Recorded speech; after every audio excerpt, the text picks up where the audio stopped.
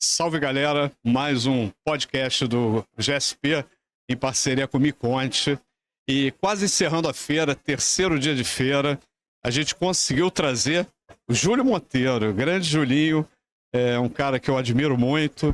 Hoje o Júlio está como CEO do Megamate. Sócio CEO e CEO do Megamate, do grupo Rodium, né, que você também é um grupo internacional que o Júlio representa. E, além disso, vice-presidente da ABF. Então, tem a história aqui. Júlio, eu acho que a gente pode começar batendo papo com relação ao Megamate.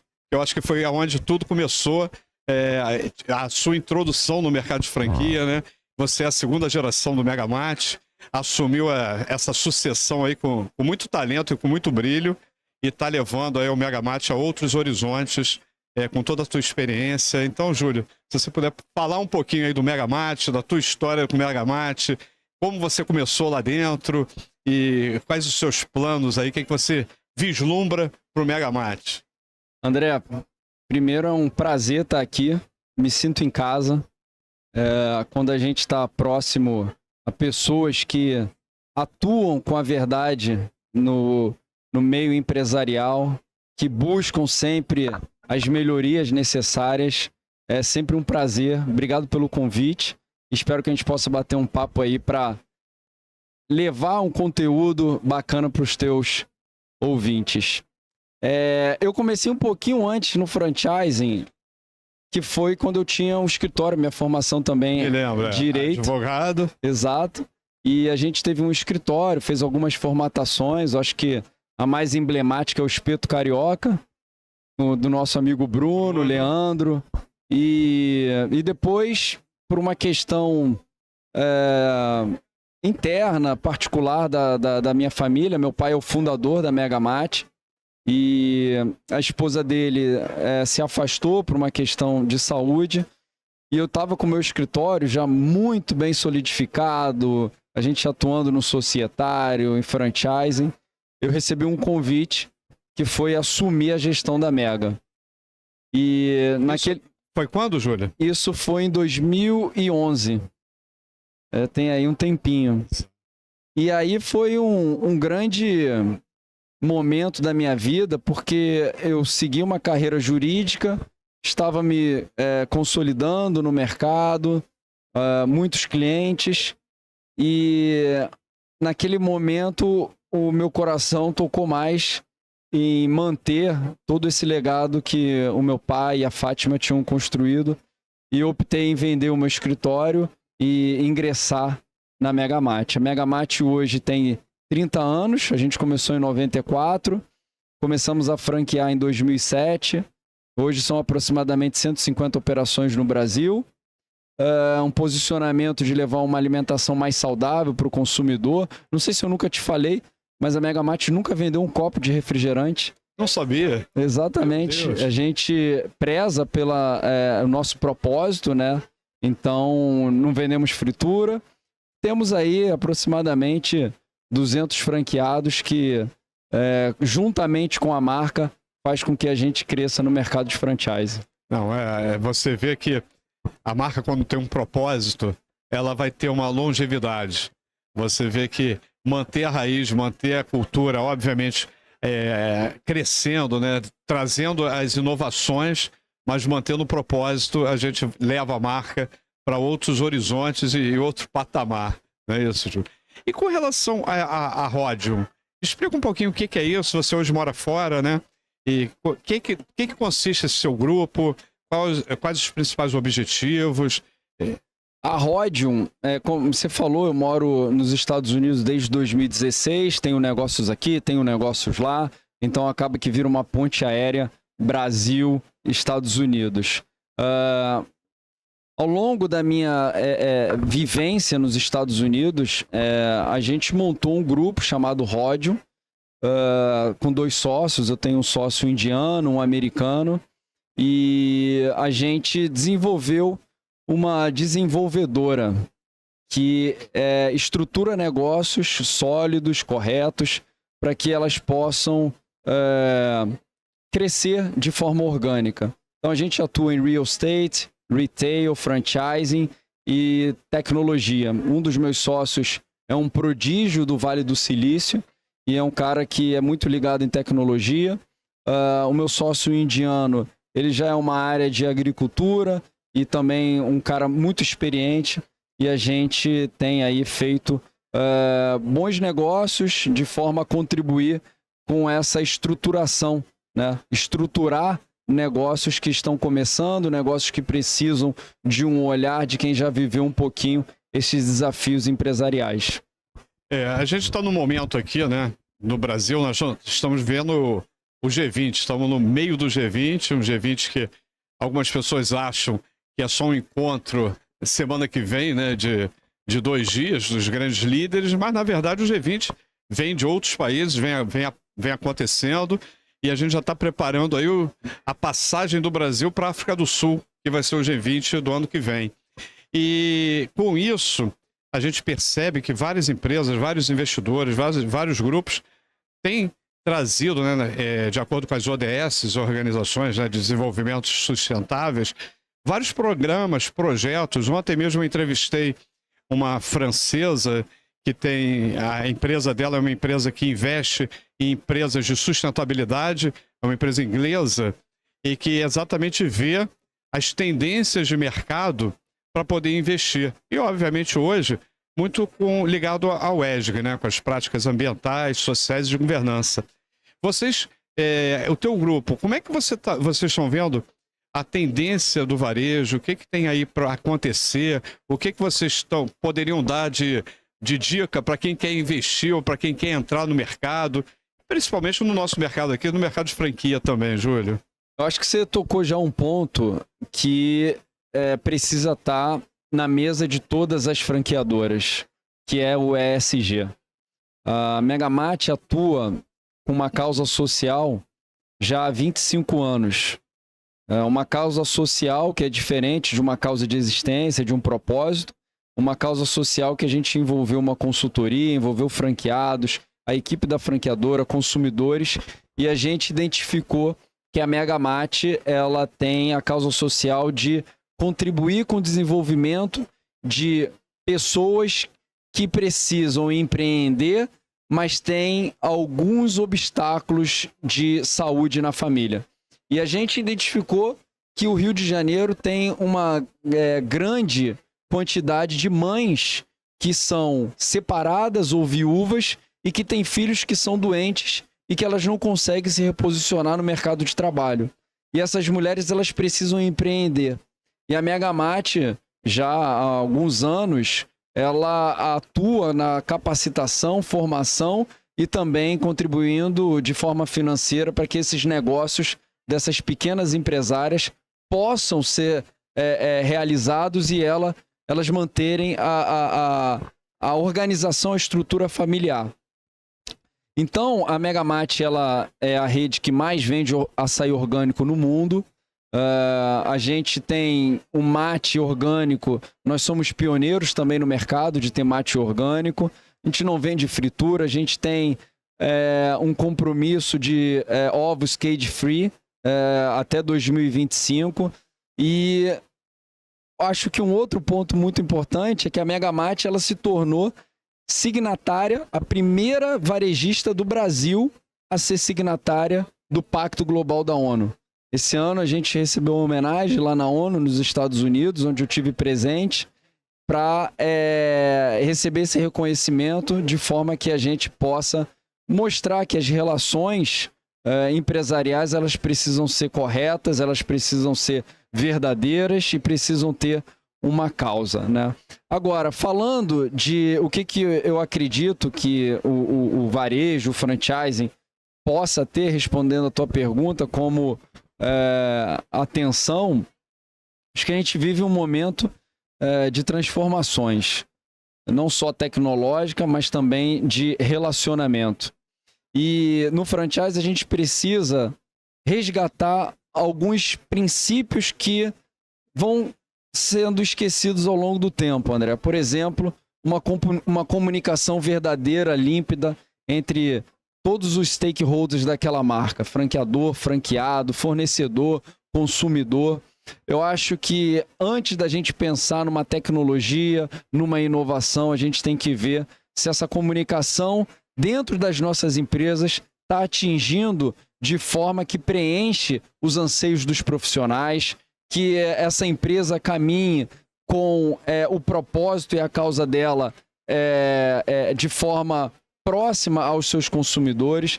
Então eu vejo que é um momento de um resgate, de resgatar princípios que hoje a gente não fala mais comerciante, a gente fala varejista, né? E antigamente a gente tinha uma proximidade com o Manuel da padaria, que sabia que a Dona Maria ia pegar o pãozinho às 5 horas, chamava ela pelo nome, perguntava do marido, e hoje a gente está aí debruçado em planilhas, em dados que são importantes, mas se não tiver essa comunicação, essa proximidade, eu acho que a gente não vai nunca ter a beleza que é e que foi o varejo de décadas atrás. Júlio, é impressionante. Ontem a gente recebeu aqui, né? Eu recebi o secretário de Trabalho e Renda do Governo do Estado, e o Felipe Raves, e no bate-papo com ele, ele falando das preocupações dele de gerar emprego, de capacitar as pessoas, e ele veio com esse tema das mulheres que não podem prestar serviços por ter algum tipo de problema em casa. É incrível isso, é muito grande. Tem que gerar. E quando a gente vê uma empresa preocupada com isso, de repente a gente começa a enxergar que, por mais que o mundo, o mercado de uma maneira geral não está preocupado, a gente vê que a gente está com o nosso direcionamento, com a nossa história, tentando fazer acontecer. E quando você fala disso, de resgatar, né, um relacionamento, a gente teve agora na convenção, né, lá de Comandatuba, e se falou muito isso, da relação franqueador-franqueado, que toda hora tem esse papo. E eu recebi lá na nossa empresa, recentemente, o Daniel Gentil, que é um franqueado do Mega Mart, do Boticário, que tem 120 lojas do Boticário. E quando franqueado. Franqueado. Que é maior do que muitas redes. E quando ele fala da forma como o Boticário trata esse relacionamento, aí a gente entende porque essas marcas, né, como o Boticário, como o Mega Mart, tem tanto tempo de estrada. E nós que somos do varejo há muito tempo, eu venho do mercado de shopping, 35 anos de varejo, o que eu mais vi foi a marca aparece e sucumbe muito rápido, porque não tem uma história verdadeira, ela quer vender uma imagem que não é a história, o propósito dela, uma marca que não tem um propósito, não tem uma missão, não tem uma visão, e acaba colocando em risco e prejudicando muitas pessoas, né? Então, Júlio... É muito importante, assim, redes surgem e elas, ao longo da caminhada, elas vão perdendo aquela essência. Mas isso é muito difícil, cara. É muito difícil você manter o teu negócio blindado, né? Porque você vai tendo franqueados, você vai vendo as inovações, o teu concorrente, e a única coisa que faz com que você blinde a tua proposta inicial é um plano cultural envolvendo as pessoas. Tá certíssimo. Eu prego isso, e a relação que eu procuro manter com clientes, com amigos, com parceiros, com os colaboradores, é uma relação humana, uma relação, primeiro, se preocupando com as pessoas, porque a gente faz negócio só com as pessoas e não com os negócios. E se a gente não se tocar disso, eu acho que está tudo errado. E aí, Júlio, vamos falar um pouquinho de ABF. Você aqui no Rio de Janeiro, com o nosso presidente, você é o cara do franchising no Rio de Janeiro hoje. Se o franchising do Rio de Janeiro hoje está mudando de cara, porque eu acho que nesses últimos 2 anos, o exemplo é essa feira que está acontecendo aqui, o responsável disso é você. Eu queria que você falasse um pouquinho da sua relação na ABF também, como você entrou na ABF. Você é um cara que eu percebo que é extremamente bem-quisto e é querido por todo mundo, da ABF Nacional, ABF do Rio de Janeiro. As pessoas admiram o seu trabalho e respeitam a sua voz. Eu acho que isso é muito importante. Então fala dessa tua posição aí de vice-presidente da ABF, os seus grandes desafios no franchising, principalmente carioca. Muito obrigado pelas tuas palavras. Eu acho que o franchising carioca, ele está resgatando marcas e profissionais como você, como Fuel, Espeto Carioca, Yes, pessoas que têm um envolvimento para a gente trazer à tona onde tudo começou. O franchising começou aqui, no Rio de Janeiro, né? E eu tenho uma gratidão imensa pelo presidente Clodoaldo Nascimento, do Yes, que me permitiu conduzir alguns projetos na ABF e que a gente vem vendo resultados expressivos. O franchising, eu acho que ele é a junção de vontade com capacitação. Quando você envolve pessoas que querem mudar, comprometida e levando instruções para multiplicar o teu conhecimento, acontece um boom, uma explosão. Eu acho que o franchising, ele vem por esse caminho. A gente tem pessoas que são debruçadas nessa causa, que estão envolvidas, como você, há tantos anos no franchise, há tantos anos no varejo, e faz com que a gente tenha aqui, hoje a gente está nesse ambiente da feira, mais de 13 mil pessoas já visitaram a Expo Franchising ABF Rio 2024 aqui no Rio Centro, e a gente vê pelos corredores pessoas felizes, pessoas tirando suas dúvidas, pessoas querendo empreender pela primeira vez, pessoas querendo aumentar o patrimônio, né, ser multifranqueados, e é uma satisfação enorme a gente ter esse reconhecimento. O perfil da feira mudou por completo. A gente vê os estandes, né, bonitos, porque antigamente aqui no Rio de Janeiro era muito octanorme, e eu ficava assim triste que a gente participa da Feira de São Paulo. Você sempre fez estandes maravilhosos. A gente via aqueles estandes lindos e aqui a gente restrito no octanorme, aquele quadradinho. E hoje vocês conseguiram realmente diferenciar de uma forma ímpar. E todas as marcas que a gente participou, que a gente conversou, que a gente trocou, eu vejo assim uma satisfação em tudo que está acontecendo. E realmente, cara, uma feira como essa é um diferencial. E o Rio de Janeiro precisa disso. O Rio de Janeiro precisa resgatar eventos como esses. E realmente a ABF está de parabéns aí. Vocês fizeram um trabalho. Nós, porque você é um dos nossos conselheiros fiscais da ABF. Você também tem muita participação nisso. E vai realmente, eu acho que daqui para frente só melhorar, né? E você tocou um ponto aí que eu acho que é muito importante. 2 pontos. É a capacitação. Outro dia desse eu estava com um grupo do G20, que a gente está fazendo 4 temas para desenvolver no G20. E aí eu levei o tema do varejo e da capacitação. E eu citei a ABF, o franchising. Eu falei, cara, o franchise ano passado faturou 240 bilhões de reais sem capacitação. Se a gente capacita melhor, prepara melhor as nossas marcas, esse número vai virar 500 bilhões. Então, a gente tem que se preocupar sim, uma dos nossos deveres de casa no G20 aí que a gente está apresentando, melhorar a capacitação, porque a gente melhorando a capacitação, a gente vai aumentar muito mais os números, principalmente do franchising, que representa, é uma representação significativa no PIB brasileiro, né? Não, movimenta a economia, e quando você fala de capacitação, cara, é muito importante a gente parar para investir em treinamento. Quando a gente fala de treinamento no franchise, a gente está falando de andragogia. E andragogia não é um treinamento para criança, é um treinamento para adulto. E a gente tem que ter a ciência de que a parte mais forte precisa liderar esses movimentos. Cabe à franqueadora entender que expansão não é parte financeira, é negócio saudável. Abrir negócios, o dinheiro abre.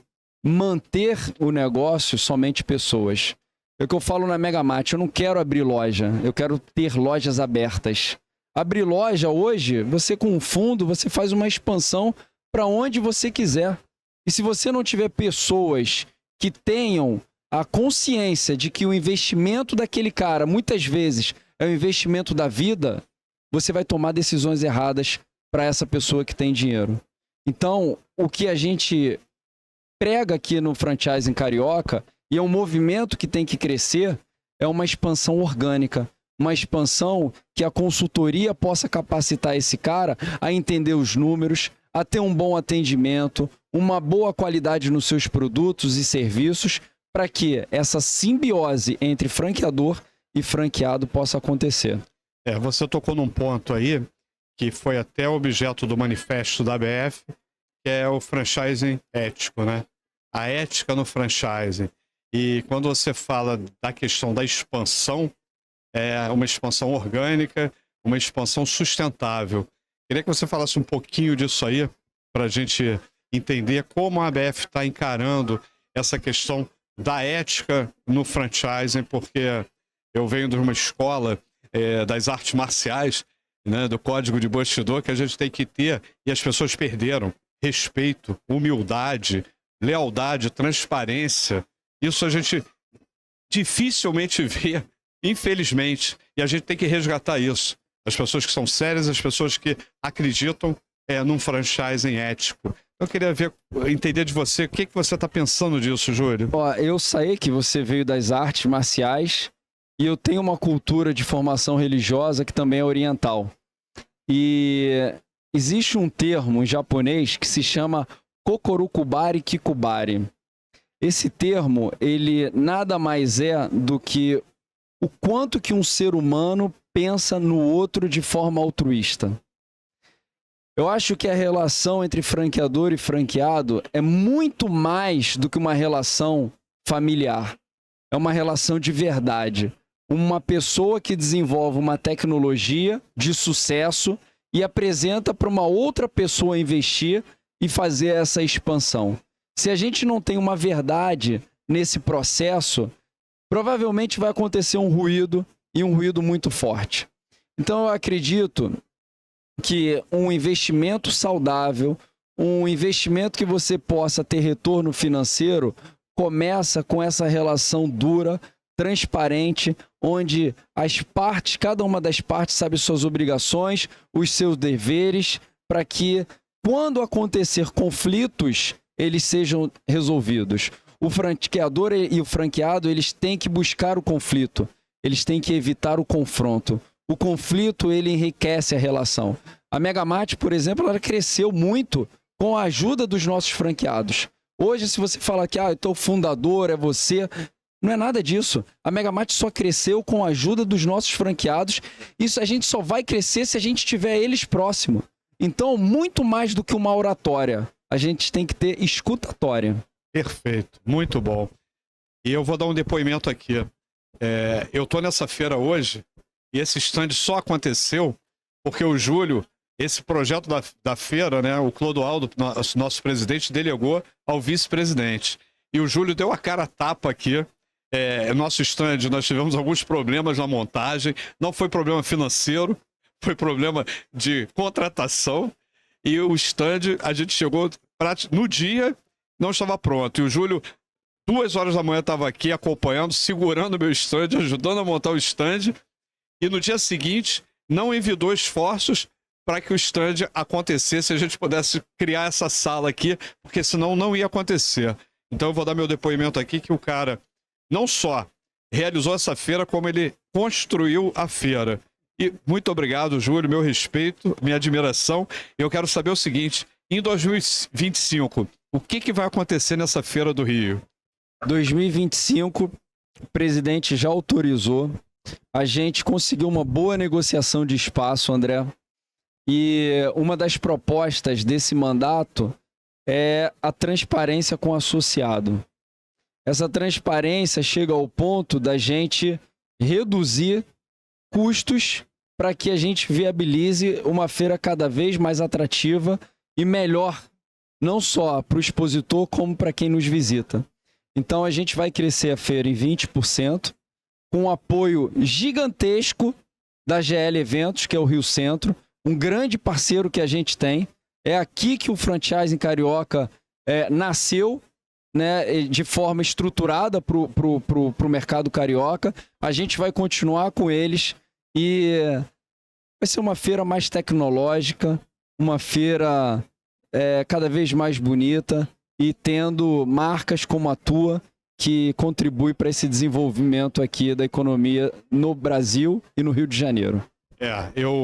A primeira feira em 1996 eu estava presente. E a gente vem nessa luta aí, nessa batalha de feira, acreditando muito na ABF e nos eventos da ABF. E essa volta, né, que foi ano passado aqui para o Rio Centro, realmente foi uma virada de chave. E com certeza ano que vem, você trazendo essa novidade até de diminuir um pouco os custos. Eu trabalho com muitas marcas de pequenas e médias e algumas marcas anseiam, têm vontade de vir para a feira, mas às vezes elas não têm aquela condição de bancar o evento. E com isso, não tenha dúvida que a gente vai conseguir viabilizar outros espaços e trazer mais marcas para a feira, para o franchising, para oferecer e apresentar aí para o mercado como um todo. Júlio, não quero ocupar mais você. Obrigado ficaria aqui mais uma hora. Pelo teu tempo. É sempre muito engrandecedor. Esse ano, lá na empresa, a gente fez todo mês a gente faz as nossas palestras, e uma das palestras lá, que o Júlio também participou, como sempre, foi campeã. E ano que vem, a nossa empresa fazendo 30 anos, se Deus quiser, nós vamos voltar a fazer os eventos maiores fora da empresa, para comemorar esses 30 anos. E com certeza o Júlio vai ter que vir dos Estados Unidos aqui para dar uma palestra, que vai ser um evento de dois dias, que nós vamos fazer acontecer aí em prol do varejo brasileiro. Júlio, muito obrigado, meu respeito e parabéns, cara. André, sim, gratidão por ter você no meu ciclo de amizade, você como um empreendedor que busca sempre levar negócios corretos para as pessoas, e eu acho que você faz parte desse movimento íntegro, é um cara que tem profissionais que te respeitam e tem marcas que te consideram como uma âncora aqui no Rio de Janeiro. Eu tenho o prazer também de compor o conselho de varejo da tua empresa, que é um movimento também que leva capacitação, networking. Acho que esse movimento que você traz, ele somente capacita nós empresários. Então, obrigado pelo convite, parabéns pelo teu projeto, que toda hora você tem um projeto novo, e vamos em frente, porque é gostoso fazer o que dá certo e correto, né, cara? É isso aí, galera. Obrigado e até a próxima. Obrigado, galera.